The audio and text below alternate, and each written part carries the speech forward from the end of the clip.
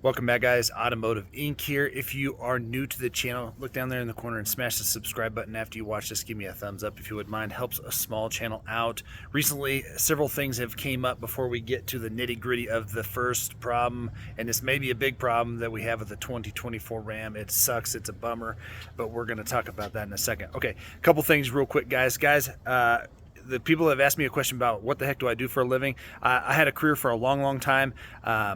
I stepped away from that, I guess if you will. I retired, not with a retirement, but from there, I started driving trucks several years ago. Now, big semis, I've hauled just about everything under the sun and got my hands and my feet wet in every area of trucking that I possibly could. So I do know a lot of things about trucks, and I've had tons of small, light-duty vehicles. Now, on top of that, I've also had several side gigs, so I am always running. Now, people think that my YouTube channel is my only thing I do. I wish that monetization meant that it would actually take me to the moon and back, but until a small channel gets big, just like the other channels, and until I get other channels that stop getting my videos kicked off after they copy content, then maybe someday, but right now I am always busy. So if you guys see a video on here that doesn't necessarily pertain to trucks, big trucks, or some things you like, I have stuff on here about campers. I have stuff about here on Uber and Lyft, because I'm doing that now to put all the rest of the pieces of the puzzle together, guys. So if it's information that I think will help people, I'm going to put it out, even if it gets 100 views. If somebody asks me to do a video, I'm going to do a video if I can to help them out. This channel isn't about 0 to 60 times in a truck or hot rodding or lifting trucks. I don't really have the ability to do that, nor do I possess the fundage to do that. And last year when I put 2 trucks on the channel, it took a big leap of faith. It didn't work out in the Ford realm. It blew up, and I had to pay to get rid of it a little bit, and so it took a hit there. So yeah, like I said, I'm putting the rest of the pieces of the puzzle together so I can keep going with good content. So you just bear with me. If you get a notification saying I post something and you see it's about dishwashers, hey guys, I have a lot of experience in so many different areas. My dad taught me so many things that it's kind of insane. So you may just see that, but don't get discouraged and just have faith. Move on from that video if you don't find any use to it, because I probably did it at the request of somebody else, or again, like I said, if I can find value in that for somebody else. I would always love to just do trucks and focus on that, but unfortunately that's just not the case. So here we are.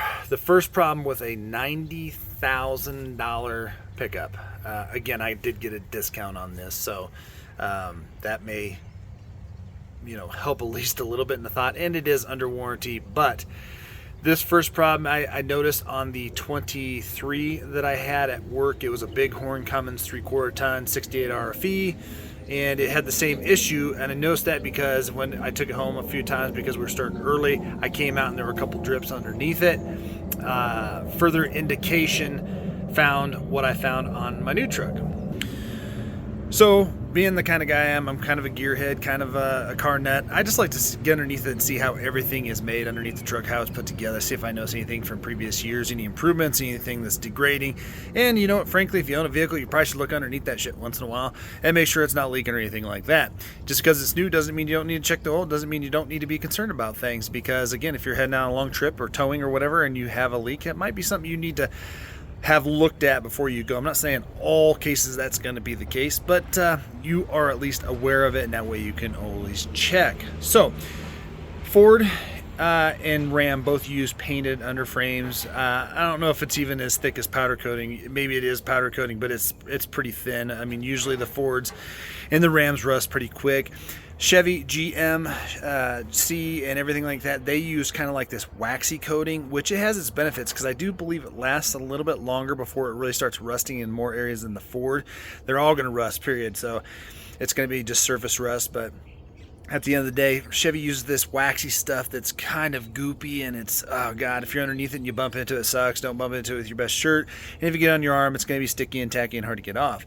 In addition to that, when it gets dirty, this is where you can take a pressure washer under a Ford and a Ram and spray them off and get fairly close. On a Chevy or GMC, you cannot.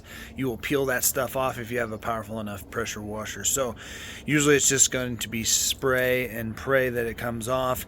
But I was kind of under there taking a look at it, and well, I'll climb under there and show you what I found.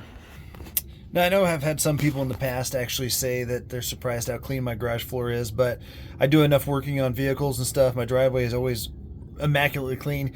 So that way, if I have to get underneath here and clean clothes, I can. So here's what I found, guys. So this is the transfer case. This is the standard transfer case for most Rams, period. Unless you get like the one that has the auto transfer case, it'll look a little bit different. But right here we have the output shaft that hooks to the drive shaft on the transfer case, and it's leaking already. So if it'll focus there, you can see the drip. I already cleaned this off twice, and I don't drive this a lot. So I have a drip there, and it was actually leaking fairly good on that 23. So I've never experienced this before, and I would say that some seepage could be normal in some circumstances, especially as the truck ages and dries and everything like that. But this is not good. So I cleaned this off, and we're going to do some towing with it this weekend. We're going to get it nice and warm underneath here. We're going to take it on a drive. I want to see how bad that's kind of dripping, because to find two trucks, you know, within a year of each other, this is a 24, that was a 23, that one only had like 7,000 or 8,000 miles on it. I am not happy about any type of, I've never seen this on any new truck, period. I mean, unless it's just genuinely leaking. So this again is going to be a big issue for me. I don't like drips in my driveway. I don't have spots. You know, maybe once in a while somebody dribbled because they have an older car or whatever, but that's not acceptable on a $90,000 truck. Well, on any new truck, it's just not acceptable as far as I'm concerned. So we're going to see how well this does getting nice and hot, and I'm going to kind of keep my eye on that. But this is just kind of a word of recommendation, guys. Just because you have a new truck, that doesn't mean you can't, you know, you can't just let it go and be like, well, it's under warranty. No, because there are some circumstances where if you don't check fluids and stuff, which is your requirement as the owner manual states, that can sometimes fall into, you know, failing to properly maintain, and then they can deny a warranty claim. Now, that experience for me personally has been on a very low level of that, but it is possible. So you don't want to leave any opportunities open for this. Now, some people have said that they have oil consumption issues with this. I think that there's issues with all trucks, but again, there's a lot of people that have great luck with Rams and have no drips and stuff like that. But we're going to watch this and we'll dig into it, guys. So there is the first problem with the 2024 $90,000 3500 Cummins. So guys, again, hit the subscribe button down there. Thank you guys so much for being here every time. Eventually we're going to get this channel so huge that we'll be passing up the other guys doing that, but it's going to take some time, and in the meantime I'm just going to keep on trucking. Thanks a lot, guys.